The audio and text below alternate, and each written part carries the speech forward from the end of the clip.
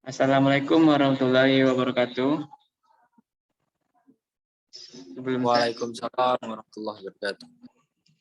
Sebelumnya saya ingin mengucapkan puji dan syukur atas kehadiran Allah Subhanahu wa taala yang telah melimpahkan rahmat dan karunia-Nya kepada kita semua, sehingga kita bisa berkumpul bersama dalam ruang Zoom ini. Untuk memulai, izinkan saya perkenalkan diri terlebih dahulu. Nama saya Renzo Bantimore dengan BP 2010 863021.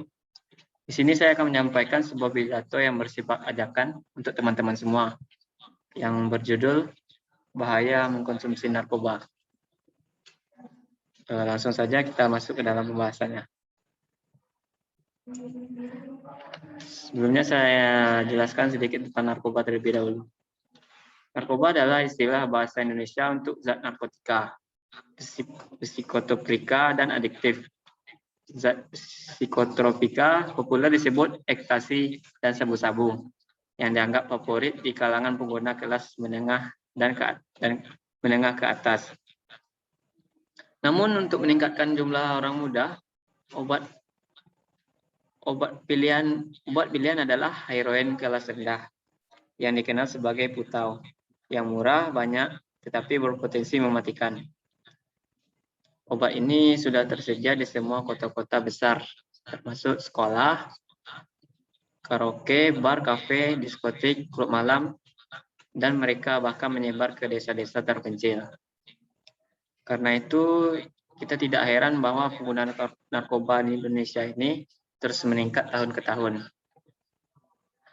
Orang biasanya menggunakan obat-obatan terlarang ini bersenang-senang atau melarikan diri dari tekanan hidup. Pengguna narkoba di kalangan siswa sangat mengkhawatirkan. Dilaporkan bahwa sejumlah pedagang beroperasi di sekitar sekolah dengan menipu atau memaksa dan memberi obat-obatan tersebut secara gratis kepada siswa di sekitar sekolah tersebut.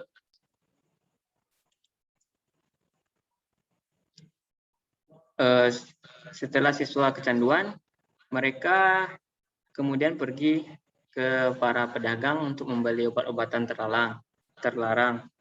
Jika mereka tidak punya uang, mereka mencurinya dari anggota keluarga atau orang lain.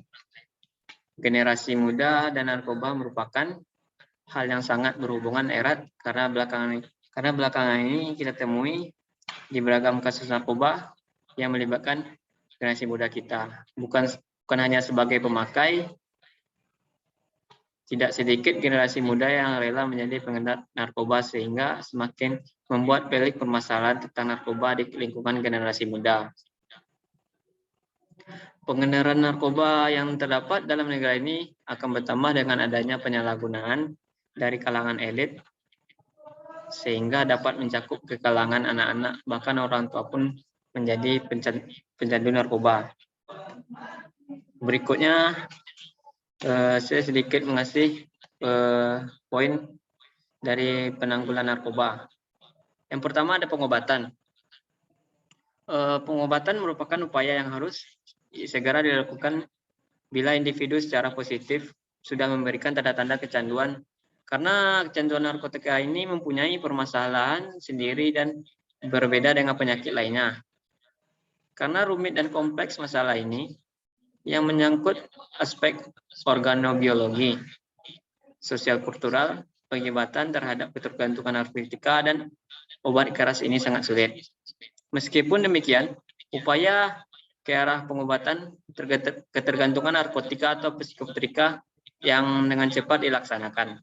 Dalam pengobatan tidak hanya persoalan identifikasi serta pengawasan saja, perlu pula disertai evaluasi serta bimbingan psikiatris yang kontinu walaupun penderita sudah kembali ke masyarakat. Serta diperlukan juga berpartisipasi pengertian maupun penerimaan masyarakat untuk membantu penderita menjalani kehidupan yang wajar. Untuk penderita yang perlu diadakan di tempat-tempat pengobatan yang mempunyai sarana-sarana perawatan, yaitu intensif unit CAR. Dalam keadaan kritis, tindakan harus segera diberikan sebelum penderita mendapat perawatan dokter yang intensif. Yang kedua ada rehabilitasi. Rehabilitasi ini saya mengambil melalui 2 poin saja. Yang pertama ada tahap rehabilitasi medis atau detoksifikasi. Rehabilitasi medis merupakan tahap pertama yang perlu dijalani oleh pecandu agar terlepas dari ketergantungan narkoba. Pada tahap ini, dokter akan memeriksa kesehatan pecandu, baik kesehatan fisik maupun mentalnya. Setelah pemeriksaan dilakukan, dokter akan menentukan jenis pengobatan yang akan diberikan untuk mengurangi gejala putus obat yang diderita pecandu. Pemberian obat ini tergantung jenis narkoba yang pernah digunakan, tingkat keparahan gejala yang dialami. Yang kedua ada tahap rehabilitasi non-medis. Selain menjalani rehabilitasi medis, pecandu narkoba juga akan mengikuti berbagai macam kegiatan pemulihan secara terpadu, mulai dari konseling, terapi kelompok, hingga pembinaan spiritual atau keagamaan. Konseling dapat membantu pecandu narkoba mengenali masalah atau perilaku memicu tergantungan narkoba. Dengan demikian, pecandu dapat menemukan strategi yang paling tepat untuk agar terlepas dari gangguan narkoba. Sementara itu, terapi kelompok merupakan forum diskusi yang beranggotakan sesama pecandu narkoba. Terapi ini bertujuan agar anggotanya dapat saling memberikan motivasi, bantuan, dan dukungan agar sama-sama terbebas dari narkoba.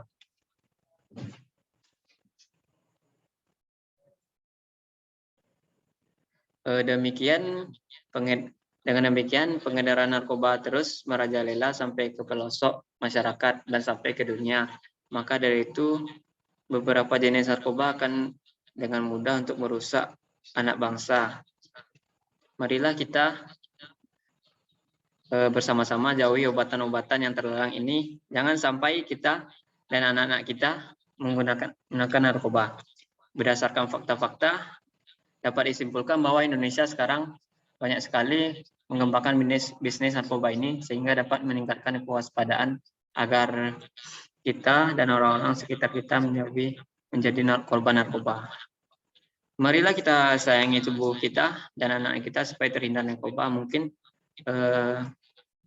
hanya itu yang saya sampaikan dalam pidato ini, yang singkat ini. Saya sekali lagi berterima kasih kepada teman-teman semua pada malam ini yang bisa join dalam ruang Zoom ini. Yang dapat mungkin itu yang dapat saya sampaikan dalam pidato yang singkat ini. Apabila perkataan saya berkenan di hati, saya mohon maaf ya teman-teman semua. Demikian, wassalamualaikum warahmatullahi wabarakatuh.